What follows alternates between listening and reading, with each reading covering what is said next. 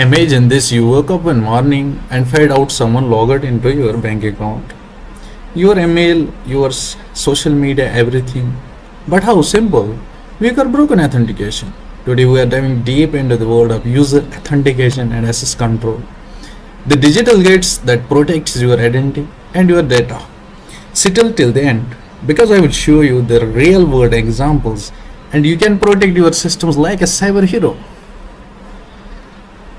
Alright, let's see what we are going to discuss here. Here we will see the introduction, what is authentication, authorization, access control models, multi-factor authentication, privilege management, best practices, so on, example similar, and then summarize in the end. So, introduction. Authentication and access controls are the core components of cybersecurity, ensuring that only legitimate users can appreciate access to systems and data.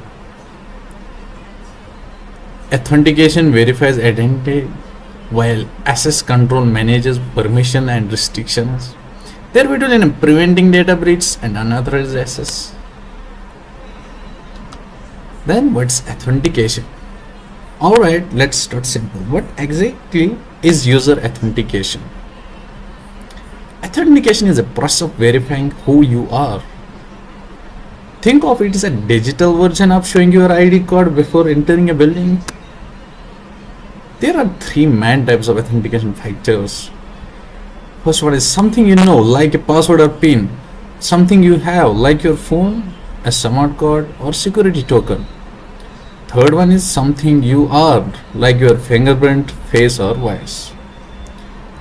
And when you combine two or more of these, that's called multi-factor authentication, MFA. For example, entering your password, verifying a code sent to your phone, that is MFA and is directly improves security.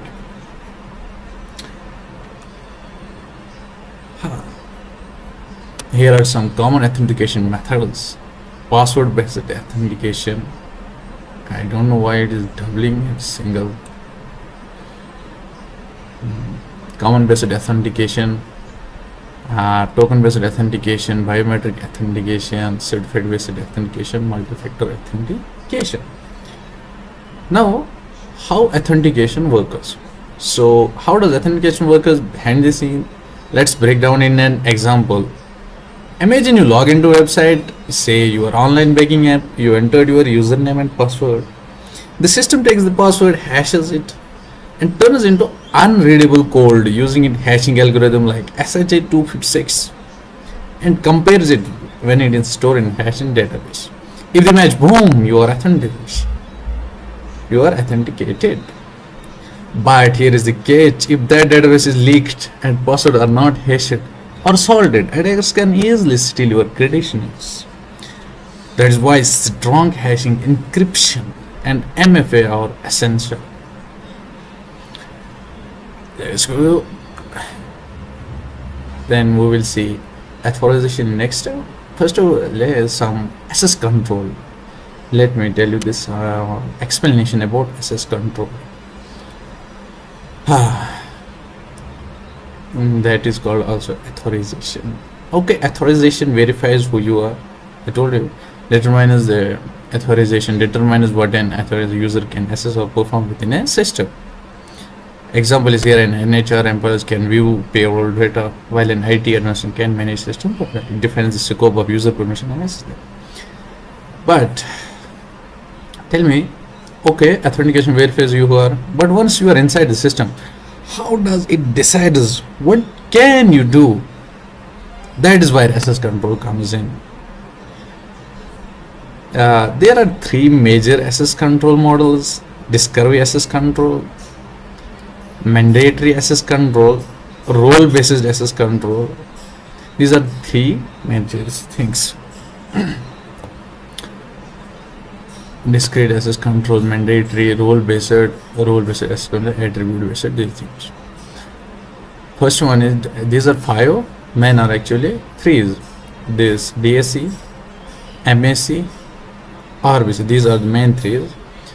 These two are extra. So what is discrete access? Sorry. Oops. The resources owner decides who can access what. An example I will give for this DSC. In Windows, the file owner can set permission for others. For Mac, let me give an example definition you can read out here. A top secret file that can only be accessed by someone with the top secret clearance. For role based, I will give an example, simple example. Admins can modify settings, users can view data, guests can only read. Now, moving forward, multi-factor authentication. As well, MFA requires 2 or more independent credentials of verification. As we discussed, what can be the credentials for verification. Factors include something you know, that is password, something you have, that's token, something you are, biometric. Example, logging into banking with a password and one time sent your that's called OTP. This is called multi-factor authentication. Now, let's see some common attacks and how to prevent them. Privilegement defines and control user rights to access level programs. The principles ensures only have the minimum access needed to perform the tasks. Example, a technical may access manager, so on. First, we will see some attacks and how to prevent them. Now, cybercriminals are always trying to break these systems. Let's look at system common authentication attacks, how to stop them. For example, some attacks are common, some brute force attack, phishing attacks, session hijacking. What can we do? Use a strong unique password for every account, enable multi-factor authentication on all critical systems, regularly review and update user access rights, apply the principle of least privilege (POLP). Use a secure password manager to store credentials, auto login actions and access log for anomalous. For example, if you want to save from brute force attack, how can we save from it? Using a strong password, account lookout, and captcha. For phishing, how can we save? Educate users, use multi-factor authentication, verify links. For session hijacking, how can we prevent? Using HTTPS, secure cookies, short session lifetimes. Let's see some examples. A company uses rules-based control agency. These are 3 examples. I will give you some real-world examples. You can see also these examples here. In 2021, Colonial Pipeline was hacked through a compromised password, no MFA, no second layer of protection, leading to massive fuel shortage across the US. A single password failure cost millions. That is the power of authentication and what happens when it fails. Before summary, how to strengthen your system. We discussed that. I repeat that because that is a very important topic. Use multi-factor authentication everywhere. Store passwords securely using hashing for sorting. Implement rule-based access control for sensitivity systems. Review logs and permissions regularly. Educate your team about phishing and credential safety. In summarize, here we see authentication verifies identity while authorization defines permitted actions. Access control model like DSC, MSC, RBAC from foundation of secure system, combining MFA, least privilege, governance. So, in cybersecurity, your password is your first line of defense, but your mindset is the ultimate weapon. Stay smart, stay secure, always think like a defender. This is the cyberhero, your guide to mastering the digital battlefield. If you learned something new today, hit that like, subscribe and share the button and become a true cyberhero. See you next video. Take care. Bye bye. See you.